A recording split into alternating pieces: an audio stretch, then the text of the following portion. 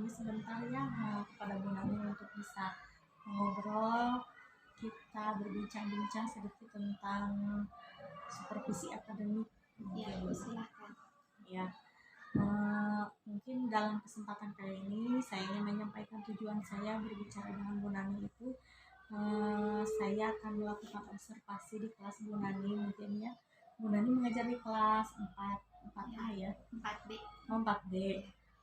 Mungkin saya akan melakukan supervisi atau observasi di kelas Bu Nani. Namun sebelumnya saya akan melakukan praobservasi kelas dulu ya.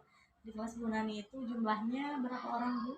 Ada 38 siswa. 38 siswa, sangat banyak sekali ya, Bu ya. Bagaimana perasaan Ibu mengajar di kelas 4?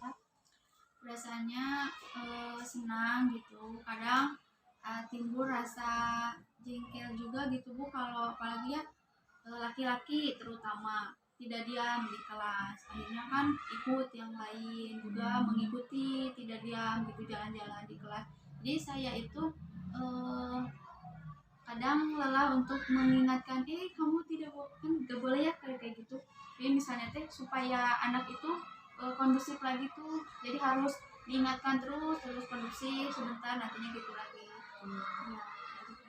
Ya, pasti ada permasalahan ya, Bu ya, setiap pembelajaran di kelas, tapi mudah-mudahan kita bisa menyelesaikan dan menemukan solusi tersebut, Bu. Mungkin dari tujuan supervisi itu saya ingin bersama-sama mengembangkan kompetensi guru agar kita itu dapat melakukan pembelajaran yang lebih berpihak pada murid, Bu, untuk supervisi akademik itu. Kemudian saya ingin menyampaikan mungkin dalam RPP yang telah Ibu siapkan untuk observasi nanti di kelas mengajar, nih area mana pengembangan yang ingin Ibu capai dalam pelaksanaan pembelajaran nanti. Saya ingin mencapai itu siswa mengerti tidak hanya dari materi atau membaca saja, tapi mereka itu ngerti melalui pengalaman. Jadi melalui misalnya praktek. Jadi kan kalau hanya teori mungkin diingat hanya itu saja, tapi kalau praktek kadang ingat gitu ya terus menerus. Nah nanti kan pelajarannya IPS, kegiatan ekonomi. Jadi nanti pas pelaksanaan di kelas rencananya siswa itu bisa apa ya namanya tuh, menunjukkan gitu, benar-benar bisa apakah ini termasuk kegiatan produksi, distribusi atau konsumsi. Kemudian nanti ada juga simulasi kegiatan tersebut. Ya, itu bagus sekali, Bu ya. Dan Ibu telah menerapkan pembelajaran berdiferensiasi itu sebenarnya ya, dalam melakukan berbagai gaya yang disukai oleh siswa. Mungkinnya gaya belajar siswa itu kan ada yang secara audio, ada yang visual dan kinestetik. Mungkin Ibu nanti akan melaksanakan pembelajaran yang akan disukai dan menyenangkan bagi siswa ya, Bu ya. Nah, mungkin untuk observasi atau kunjungan ke kelas bisa disepakati, Bu, waktunya mau hari apa? Paling hari besok aja, yaitu hari Selasa, Bu. Oh iya, besok ya, pukul berapa, Bu? Pukul 9:30. Ya bagus. Pukul 10 ya, nanti saya mungkin akan mengobservasi di kelas yang Ibu ajar. Kemudian waktu observasi di kelas nanti saya akan mencatat, mungkin ya akan mencatat atau akan menginformasikan pembelajaran yang dilakukan oleh Ibu di kelas. Mungkinnya area pengembangan yang sudah dilaksanakannya yang mana, apakah Ibu sedang menempuh langkah dalam memecahkan permasalahan mungkinnya yang ingin Ibu capai itu yang mana yang sudah terlaksana dan yang belumnya. Nah, karena sudah disepakati, mungkin Ibu kita bisa bersama-sama ya bekerja sama, berkolaborasi untuk meningkatkan pembelajaran pada anak. Karena anak itu merupakan sebuah titipan ya bagi seorang pendidik yang harus terus dirawat, harus tumbuh kembangkan kepribadiannya, bukan hanya secara kognitif saja tapi afektif psikomotornya juga harus kita bina. Nah, karena kita itu ingin menjadi profil pelajar Pancasila, mewujudkan profil pelajar Pancasila itu tidak mudah ya, harus berproses. Nah, dan mudah-mudahan kita bisa menampilkan budaya yang positif di sekolah ya Bu ya. Nah, jika udah disepakati mungkin Ibu bisa bersiap-siap untuk besok kegiatan observasi ya Bu ya. Semangat untuk esok hari, mudah-mudahan Ibu bisa dan sukses dalam menjalankan rencananya. Ya, terima kasih Bu. Sama-sama.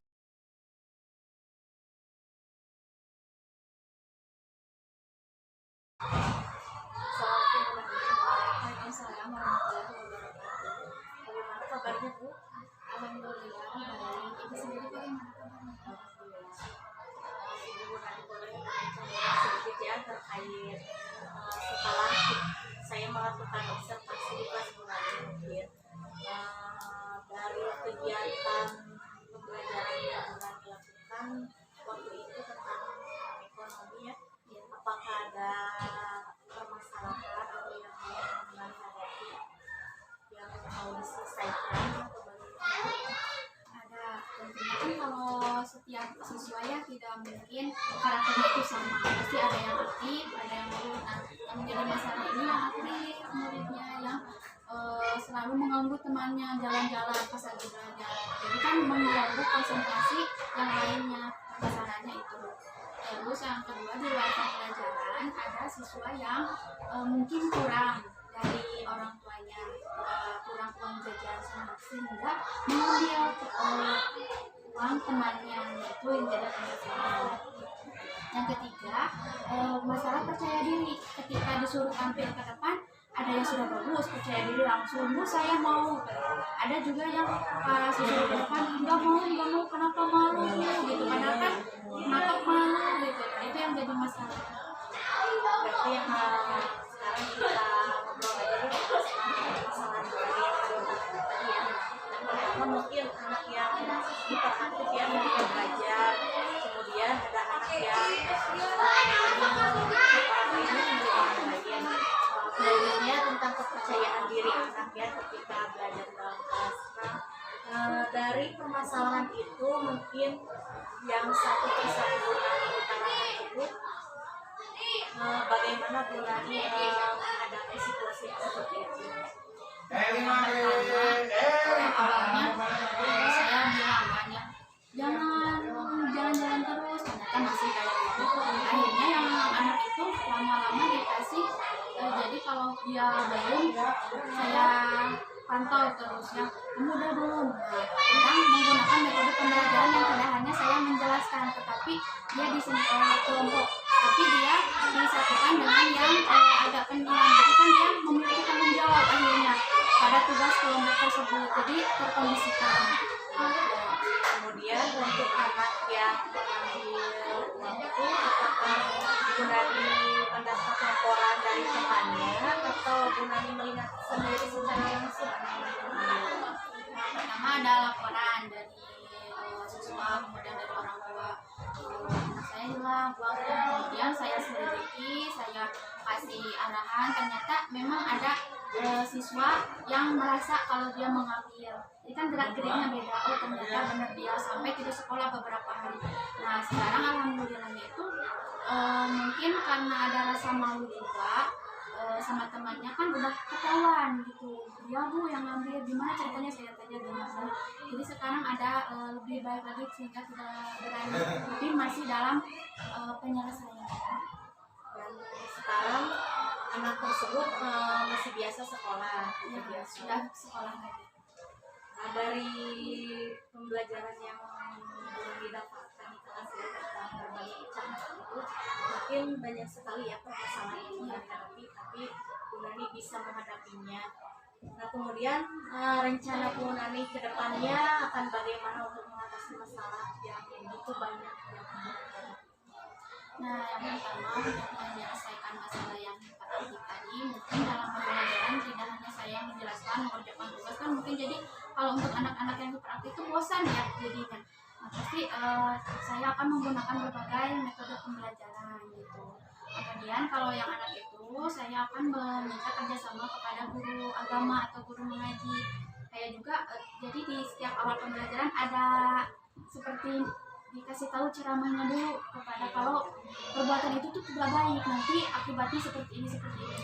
Kemudian yang untuk percaya diri gitu saya dibiasakan kalau setiap habis pembelajaran siapa yang misalnya tadi kita belajar apa aja, nah anak yang tadi itu dicoba pelan-pelan yuk ke depan gitu supaya terbiasa. Gak usah malu, ini kan di depan teman-teman kamu sendiri, masa kalau main teriak-teriak gitu. Jadi ya supaya semua gitu memiliki rasa percaya diri dan tujuan pembelajaran itu tercapai. Ya berarti juga ya sebagai guru berarti harus terus memotivasi anak ya percaya diri, kemudian membimbing juga ya, mengarahkan anak-anak agar selalu melakukan perbuatan yang terpuji ya, jangan sampai melakukan hal yang jelek ya, seperti mengambil waktu.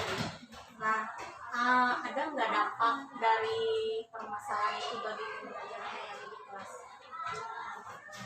Dampaknya itu banyak sekali ya, karena tentunya memakan banyak waktu gitu. Yang tadinya harusnya pembelajaran kekejar karena ada masalah-masalah tadi kan waktunya habis fokus ke masalah itu, tapi ya itu adalah suatu proses pembelajaran akhirnya semuanya Dari yang diutarakan Bulani tadi, mungkin Bulani akan melakukan aksi nyatanya mau ngapain dilakukan agar memperbaiki pembelajaran secepatnya.